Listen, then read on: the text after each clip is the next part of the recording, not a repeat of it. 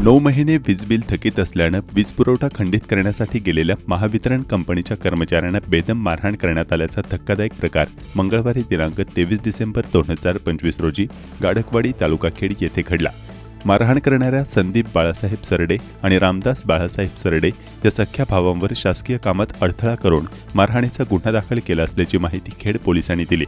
या प्रकरणी वीज वितरण कंपनीचे वरिष्ठ तंत्रज्ञ अंकुश बोराडे राहणार चौळकी तालुका खेड यांनी खेड पोलिसांत तक्रार दिली आहे। आरोपींचे मयत आजोबा विठोबा तुकाराम सरडे यांच्या नावे गाडकवाडी येथे वीज मीटर आहे।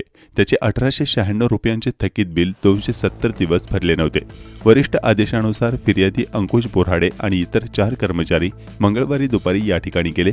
त्यांनी वीज बिल तत्काळ भरण्याची मागणी केली। त्यावर आरोपींनी नंतर भरू असे सांगितले। कर्मचाऱ्यांनी खांबावर चढून पुरवठा खंडित केला।